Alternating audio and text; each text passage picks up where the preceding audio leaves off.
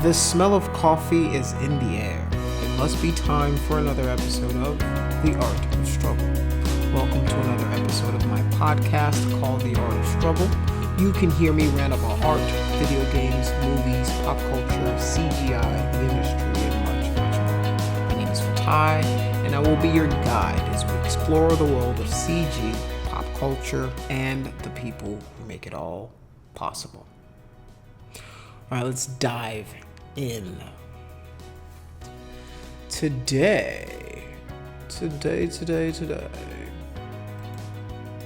It seems Zynga is going to develop a Star Wars mobile game following the Disney partnership.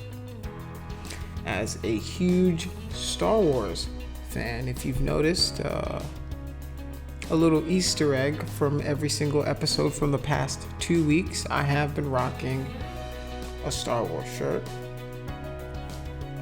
Zynga announced today that it's struck a multi-year deal with Disney to develop an unannounced mobile game based in the Star Wars universe.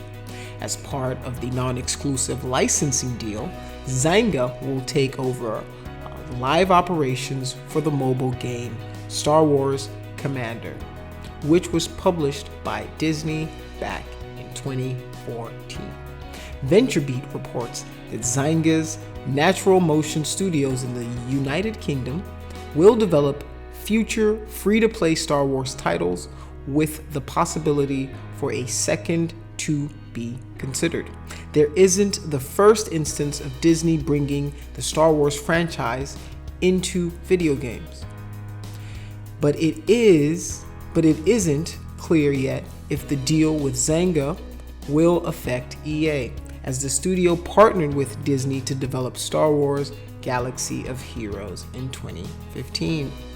So there's a lot of interesting thing going on in the Star Wars and Disney saga, and hopefully there is a resolution soon. I want to see this game. I want to see how it plays.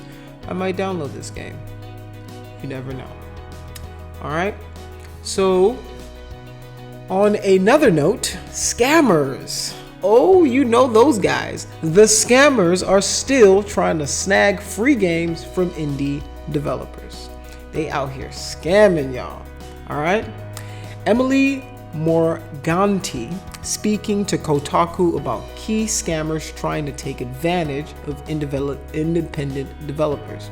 I have the benefit of working for a lot of different indie devs, so I notice patterns that are developers who's only putting out their one game wouldn't see. Before a game is launched, it's likely that a strange email address requesting a free copy for review purposes will show up in the inbox of an unsuspecting indie dev.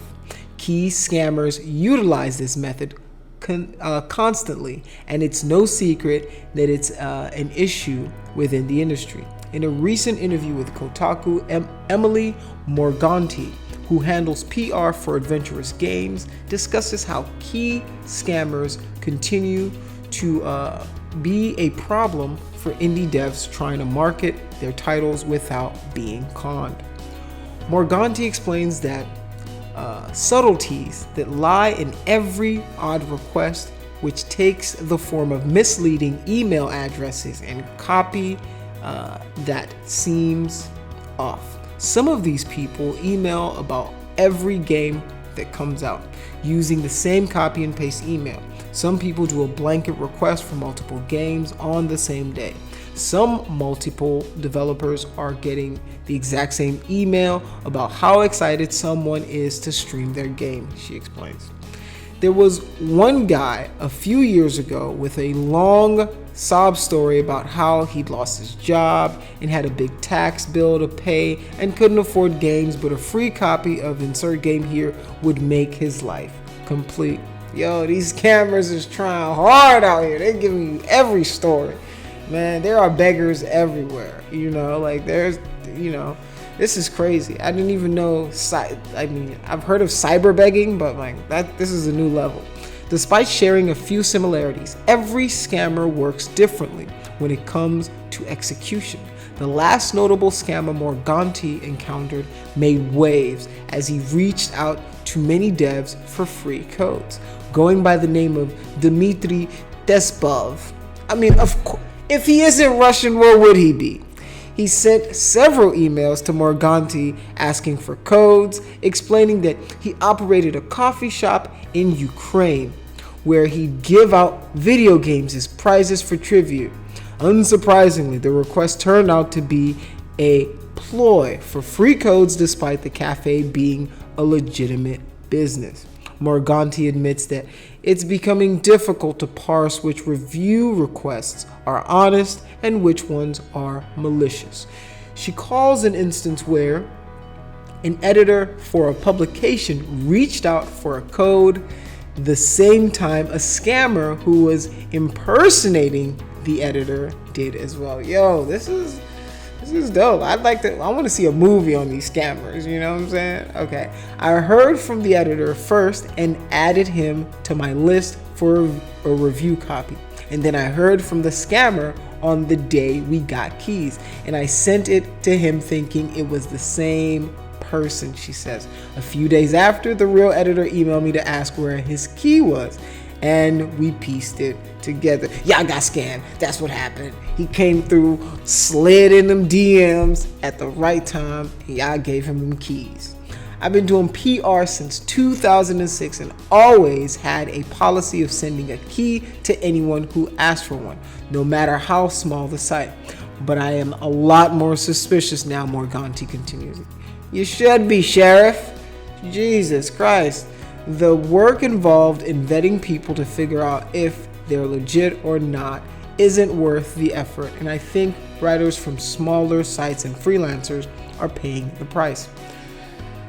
That's crazy, man. Y'all gotta watch out for these scam artists. You know, these swipers. They'll take your code and sell it online or something, or try to use it to get back-end access, or whatever they gotta do to exploit your game. So yeah, indie devs do have to be careful. You do have to watch your back. You do have to watch who these emails are coming from.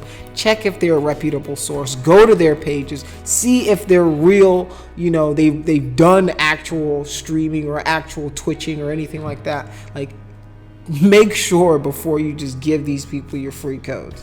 All right. On that note, let's talk quotes. Today's quote of the day, I think it should be "Don't get scammed. Read your emails better."